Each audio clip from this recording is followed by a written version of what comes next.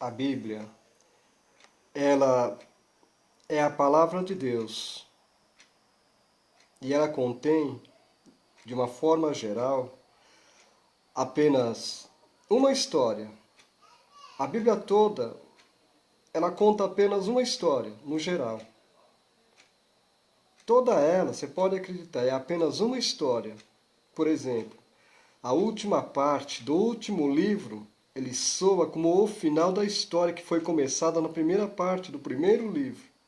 Por exemplo, a primeira palavra de Gênesis, capítulo 1, você pode comparar com a última palavra de Apocalipse, capítulo 21, verso 1. Então, compare Gênesis, capítulo 1, versículo 10, com Apocalipse 21, verso 1. Gênesis, capítulo 1, verso 5, compare com Gênesis 21, verso 5. Gênesis, capítulo 1, verso 16, compare com Apocalipse 21, verso 23. Gênesis, capítulo 2, versículo 17, compare com Apocalipse, capítulo 21, verso 4. Gênesis, capítulo 3, verso 16, compare com Apocalipse 21, verso 4. Gênesis 3, verso 17, compare com Apocalipse, capítulo 22, verso 3. Gênesis, capítulo 3, verso 1 e 4, compare com Apocalipse, capítulo 20, verso 10. Gênesis, capítulo 3, verso 22, 23 e o 24, compare com Apocalipse, capítulo 22, verso 2. Gênesis, capítulo 3, verso 24, compare com Apocalipse, capítulo 22, verso 4.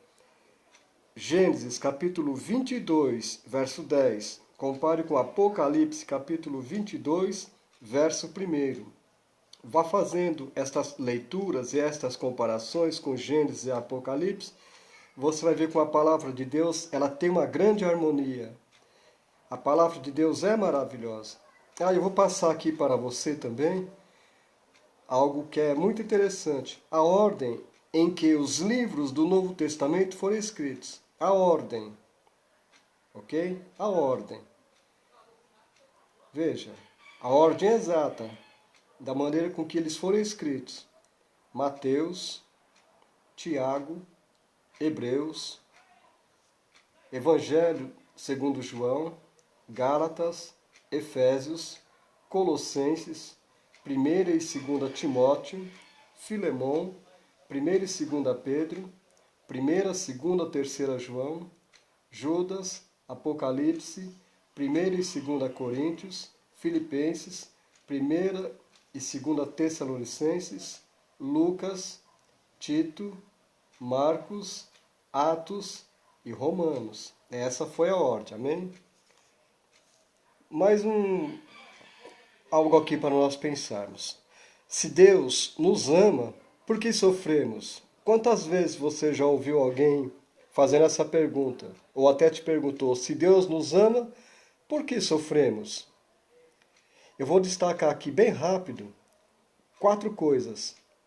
Primeiro, o sofrimento, ele não é fruto do desamor de Deus, mas do pecado. Se não houvesse a queda lá no Jardim do Éden, não haveria sofrimento. Segundo, o sofrimento, ele é filho do pecado. Terceira coisa para te dizer. O sofrimento é um aviso aos ouvidos do homem. E a quarta coisa, o quarto ponto aqui para pensarmos. O sofrimento precisa ser o nosso professor e não o nosso coveiro. O sol derrete a cera, mas o mesmo sol endurece o barro. Você pode ver no Salmo 119, verso 71, este versículo. Nem todo sofrimento é fruto de um pecado ou de um castigo. Evangelho do Senhor Jesus Cristo, segundo escreveu João, capítulo 9, verso 1 ao 9, e observe bem o versículo 2 e o 3.